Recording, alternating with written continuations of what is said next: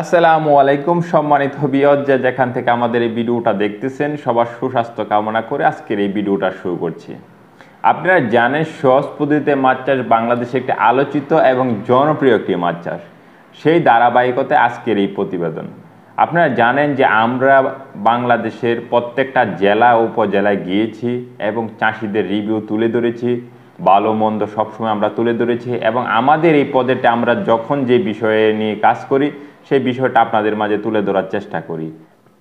এটা এই জন্যে তুলে ধরি যেন আপনারা খুব অল্প খরচে অল্প জায়গায় সহজ পদ্ধতিতে মাছ চাষ করে আপনার বেকারত্ব দূর করতে পারেন। সম্মানিত চাষি ভাইয়েরা, আজকে কথা বলবো যে প্রথমত আপনারা মাছ চাষে এসে কেন প্রথমে প্রতারিত হচ্ছেন এবং কি মাছ চাষে প্রজেক্টের আপনার লস হচ্ছে। আপনারা জানেন যে আমরা ট্যাঙ্কে মাছ চাষ করি বেশিরভাগ সময়, পুকুরে খুব কমই করে থাকি। পুকুরে শুধু আমরা রেণু পোনা উৎপাদন করে থাকি। তো অসংখ্য চাষি ভাইরা আবার আমাদের কাছ থেকে মাছের পোনা ক্রয় করে পুকুরে কালচার করতেছেন। তাদের জন্য পরামর্শটা একরকম থাকে, যারা ট্যাঙ্কে কালচার করতেছে তাদের জন্য পরামর্শটা একরকম থাকে, কারণ দুই রকম সিস্টেম। তো আজকে আমি কথা বলবো শুধুমাত্র প্রথম অবস্থায় কি কারণে চাষিরা প্রতারিত হয়। দেখেন, একটা মাছ চাষ যদিও বলি আমরা সহজ পদ্ধতিতে মাছ চাষ, তবুও কিন্তু আপনাকে গাইডলাইন লাগবে মাছ চাষ করতে গেলে। এখন আপনি যদি সহজ পদ্ধতিতে মাছ চাষ করেন শুধু ইউটিউবের ভিডিও দেখে, তাহলে কিন্তু আপনি সাফল্য পাবেন না। আর আরেকটা বিষয় হলো, যদি এই মাছ চাষ করেন আপনি যদি এরকম কারো কাছ থেকে যদি পরামর্শ না নেন যে যারা সফল এবং বাংলাদেশে অনেক চাষিদেরকে উদ্বুদ্ধ করতেছে এবং অনেক জায়গায় যাইতেছে বা তাদের অনেক সুনাম আছে, তো এরকম কারো কাছ থেকে যদি না নিয়ে যদি হঠাৎ করে আপনি মাছ চাষে এসে যে কাউকে জাস্টিফাই না করে আপনি বিশ্বাস করে যদি মাছ চাষে আসেন, তাহলে আপনি ক্ষয়ক্ষতির সম্ভাবনা অনেক বেশি হবেন, এটাই স্বাভাবিক। আরেকটা বিষয় হলো যে আপনারা যখন মাছ চাষে আসেন তখন কিছু কনফিউজ অবস্থায় থাকেন, যেরকম এখনও দু একজন মানুষ আছে যে বায়োফ্লক করতেছে, বায়োফ্লক করব না সহজ পদ্ধতিতে মাছ চাষ করব না আরএস সিস্টেম করব, মানে ট্যাঙ্কে আমরা কোন সিস্টেমে মাছ চাষ করব।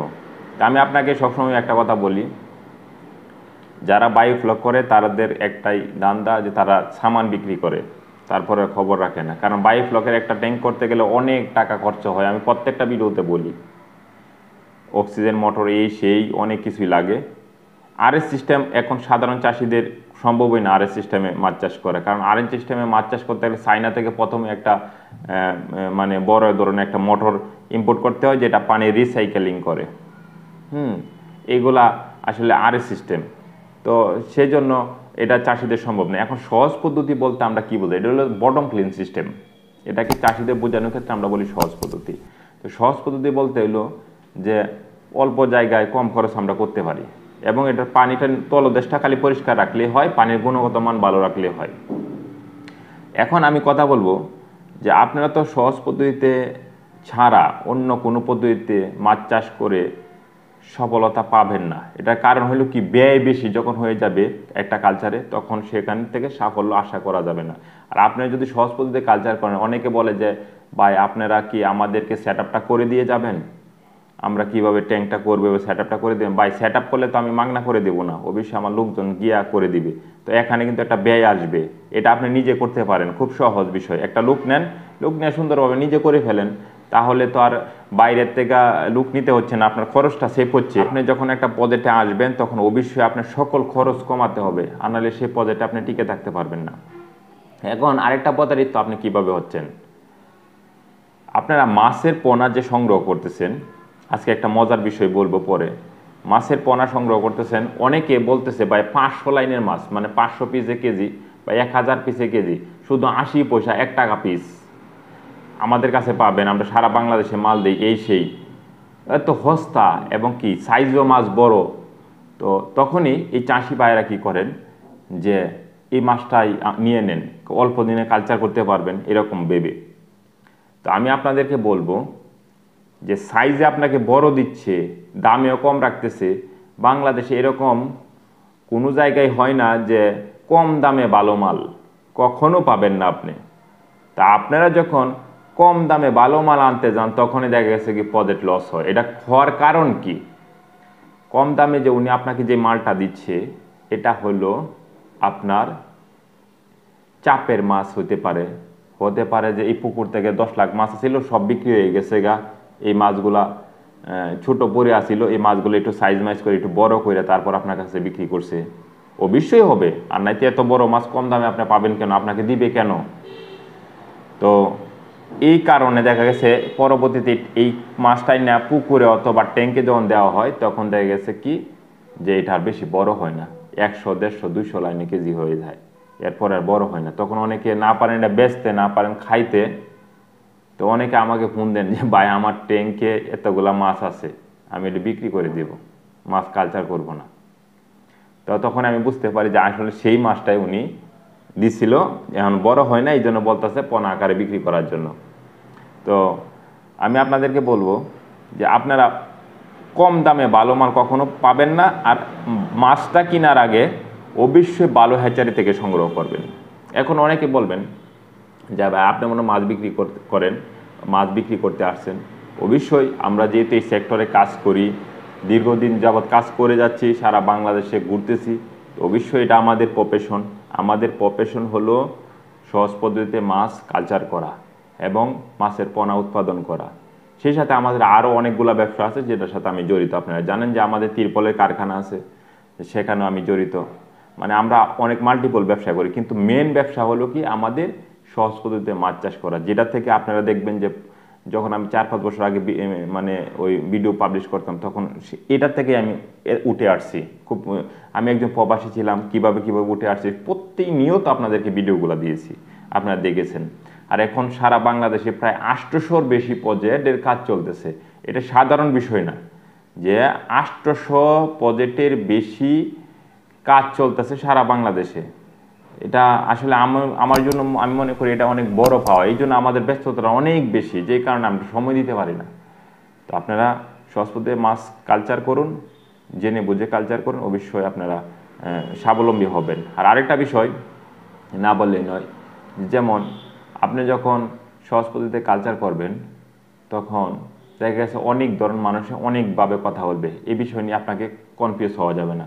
গত কিছুদিন আগে এক লোক আমার পাশের উপজেলায় ইতিপূর্বে মাছ কিনে মানে লস খাইছে, লস খাওয়ার পরে আবার বললো যে ভাই আমি তো এরম ভিয়েতনামি কই মাছের পোনা আনছিলাম, বড় বড় সাইজের পোনা, তো এটাতে আমি লস খাইছি, এখন কি করতে পারি? এখন ওই লোকই বলতেছে যে আবার আমাকে পোনা দিবে। তাই আমি বলছি আচ্ছা ঠিক আছে, আপনি যে অরিজিনাল ভিয়েতনামি কই মাছের পোনা দিয়ে থাকে তাহলে ওনাকে ফোন দেন, মাল নিয়ে আসুক, তারপর আমি আসি দেখি অরিজিনাল ভিয়েতনামি কই কিনা। তখন আমি আসলাম, উনিও মাছ নিয়ে আসছে, সাইজও মাছ বড় বড়। আসার পরে এখন যখন মাছটা যখন হাউজে ডালতেছে তখনই আমি বললাম যে কিছু মাছ পরীক্ষা করেন। তখন দেখলাম এই অরিজিনাল ভিয়েতনামি কই মাছের ভিতরে মিক্স কই হান্দায় মানে ঢুকাই দিছে, মানে মিক্স কই ঢুকাই দিছে, যেটা ওই মনে করেন ওই মানে সব মিলায় থাই কই দেশি কই মিলায় মিক্স করে একটা ঢুকাই দিছে এক। দ্বিতীয়ত হইলো যে মাছ হইলো যেটা মানে চাপের মাছ, মানে এগুলা মাছ বড় হবে না। যারা মাছ চাষ করে বা মাছ নিয়ে গবেষণা করে তারা মাছ দেখলে বুঝতে পারে যে আসলে কোনটা চাপের বা কোনটা কীরকম, কোনটা এ গ্রেডের মাছ, এগুলো মাছের আকার দেখলে বোঝা যায়। তো এগুলা বড় হবে না, এরকম একটা অবস্থা সিচুয়েশন। তখন আমি ওনাকে জিজ্ঞাসা করলাম যে এটা তো অরিজিনাল ভিয়েতনামি কই না, আর উনি তখন আমাকে দেখে চিনে ফেলছে যে ভাই আপনি এখানে কি করেন? তখন আমি বললাম যে এটা আমার ভাইয়ের প্রজেক্ট। আপনি না সারা বাংলাদেশে মাছ বিক্রি করেন? আমি তো বিক্রি করি। তো আপনার এখান থেকে উনি মাছ নিয়ে আসছে, আসার পর উনি ক্ষয়ক্ষতি হওয়ার পর আমাকে ফোন দিছে, আজকে আপনার মাছগুলো দেখতে আসছে আমি, যে কীরকম মাছ দিয়ে মানুষকে প্রতারিত করছেন। তখন মানে এরকম একটা অবস্থা হয়েছে যে উনি মানে হাতে পায়ে ধরতেছে যে ভাই মানে আমরা মানে মাছটা আরেক জায়গাতে কিনে আনছি, এই সেই অনেক ধরনের কথাবার্তা বলতেছে। আসলে ওই লোকটা, যে লোকটা মাছ দিচ্ছে, এই লোকটা একটা হকার, মানে অন্য আমাদের মতো হ্যাচারিতে আসে অন্য ভিডিও করে কইরা আবার দেখা গেছে বাদগ্রস্ত যে মালগুলো থাকে মালগুলো বিক্রি কইরা তারপর ওনার টাকা দেয়।